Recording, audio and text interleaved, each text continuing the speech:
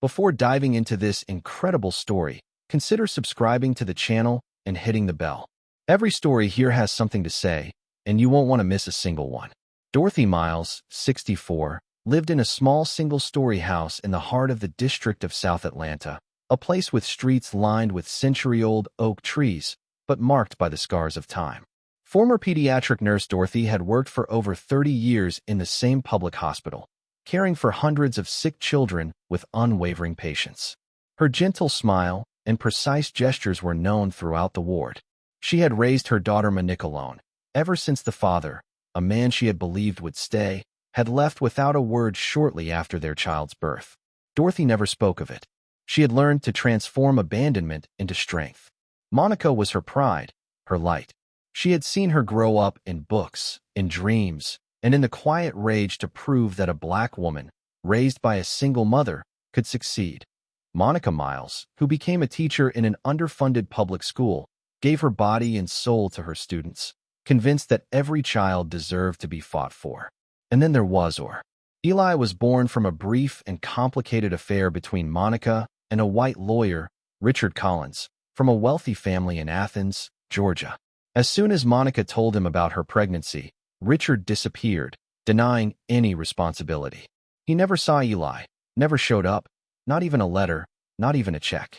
Monica took care of everything. She almost never spoke about it, except once, late one night over lukewarm tea, when she whispered to her mother, "I believe Eli will one day know where he comes from. But what I want most is for him to know where he is loved."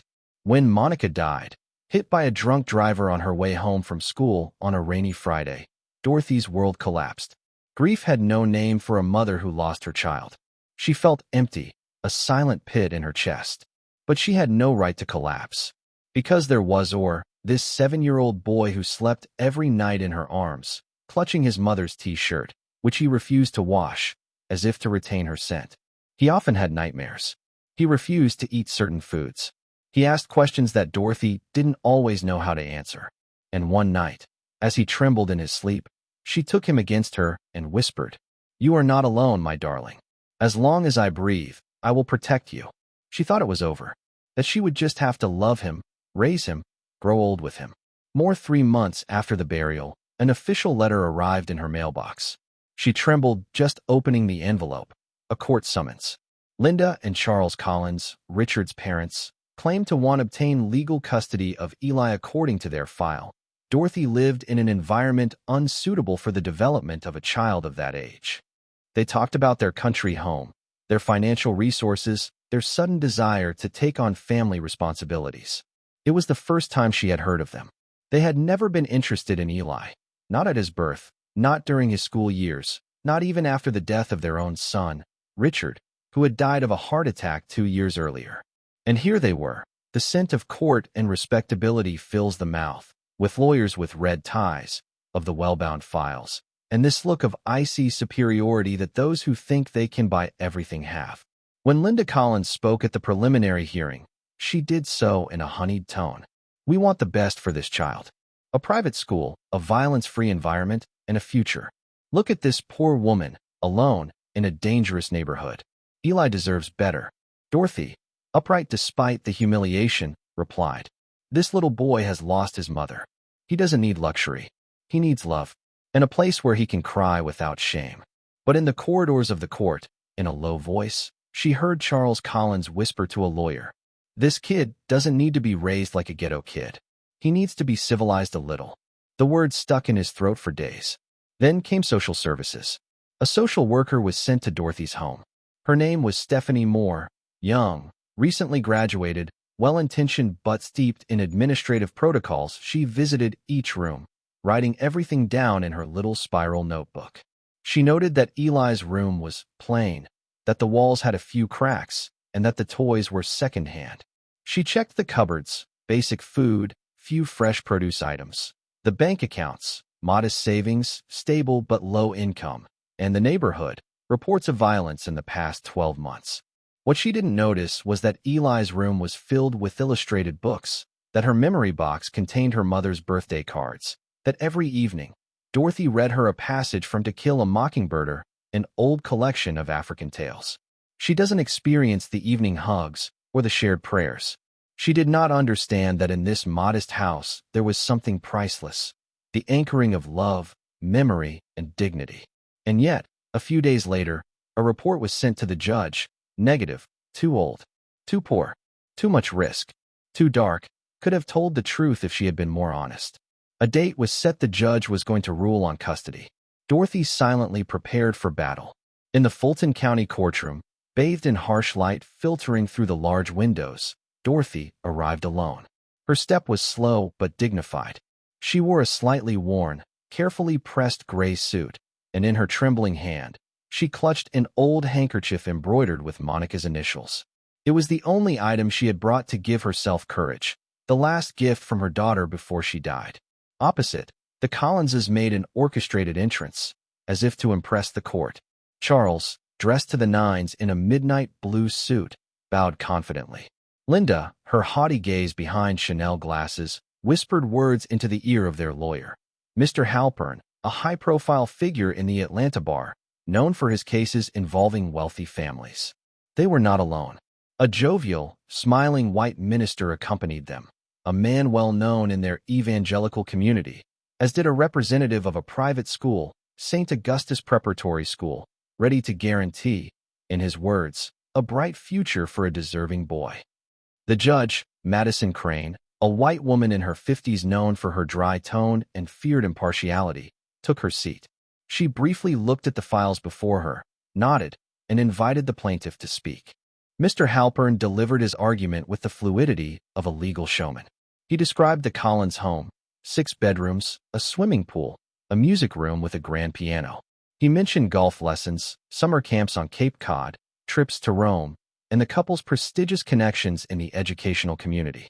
He emphasized the Collinses' financial, emotional, and moral capacity to provide Eli with a better life, far from the social chaos in which he currently lived. Then came Dorothy's turn. She stood up slowly, took a deep breath, and looked at the judge. Her voice was shaky at first, but it carried an old-fashioned strength, that of women who have gone through life without complaint. I'm not rich, Your Honor. I don't have big houses or lawyers. But I raised my daughter alone, working nights at the hospital, sleeping between shifts, reading her poetry when she was sick. She became a teacher. She's the one who held your children's hands, Your Honor, when they came in for vaccinations. She educated generations of students, and she left me her son. I buried my daughter 3 months ago, and that little boy is all I have left. I don't want to give her Europe. I want to give her truth, love, and dignity. A silence fell over the room. The judge's gaze remained impassive, fixed on the documents before her. The rustling of papers and the scratching of a pen could be heard. Then the Collins lawyer broke the silence with a suppressed smile. Your Honor, perhaps little Eli could enlighten us. After all, isn't it his future we're deciding today? Does he have a say in this? The judge nodded and ordered the child brought in. A bailiff opened the side door. Eli entered, wearing a suit too big for his small shoulders. His patent leather shoes gleamed, but his eyes were tired. Too tired for a 7-year-old. He looked around the room as one looks at a world too vast, too cold. The judge leaned gently towards him. Hello, Eli. Do you want to say something? You can speak freely. Eli glanced at the Collinses, then at his grandmother. He hesitated. His throat tightened. Then he took a breath, and his voice rose, soft but firm. They're nice when there are people around. They said they'd buy me toys and a bike. But, when I was at their house, they said my skin was too dark to be called Eli. They called me Ethan. They said it was a more appropriate name. They washed my hair with something that burned, so I'd look like their son who died. They told me I was their second chance. But I'm not a chance, I'm just me. And I want to stay with Grandma, because she lets me be me. A shocked murmur rippled through the courtroom. The pastor lowered his eyes. The school representative quietly stepped back. Linda Collins, her face ashen, whispered something to her husband, visibly nervous. Attorney Halpern bent down to adjust his papers, unsettled. Judge Madison Crane stood slowly, his face frozen. Hearing suspended. Immediately, all parties are requested to remain available for a decision by the court in camera. Then she left without another word. Dorothy, still standing, felt tears welling up in her eyes. She opened her arms. Eli ran to her, and in the silent embrace they shared in front of everyone, A whole truth was revealed. It's not enough to buy a child. You have to see them, love them, and accept them as they are. 3 weeks later, an almost sacred silence reigned in the courtroom when the verdict was delivered. Judge Madison Crane, her black dress impeccably buttoned, read the decision in a calm but solemn voice. Every word seemed weighed, every sentence intended to leave a lasting impression. After considering the facts, the testimony, and, above all, the words of the child concerned, the court grants legal and permanent custody of Eli Miles to his maternal grandmother, Mrs. Dorothy Miles. A collective gasp rippled through the room. At the back, Dorothy squeezed Eli's hand tighter. Her heart was beating so loudly. For a moment she thought it could be heard.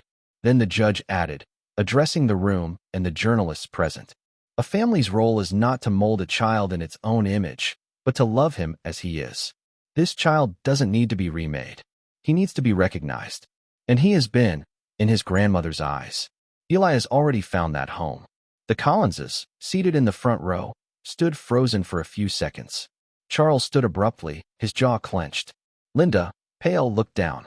Their lawyer tried to maintain a dignified posture, but the bitterness was palpable. Camera flashes crackled as soon as they walked through the door.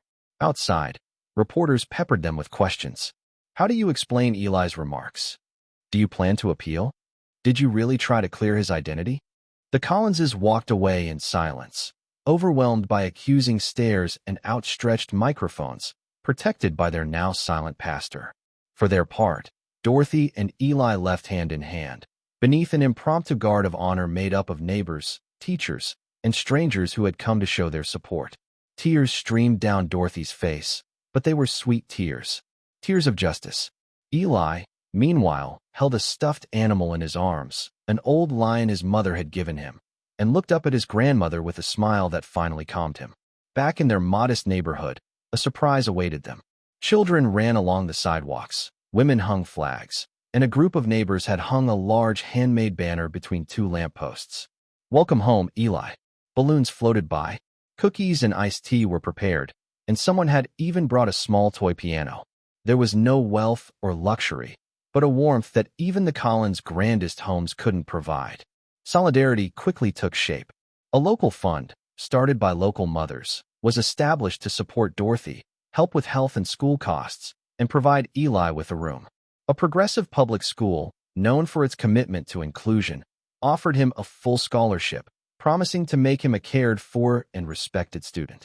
Social worker Stephanie, deeply upset by the case, announced her resignation a few weeks later.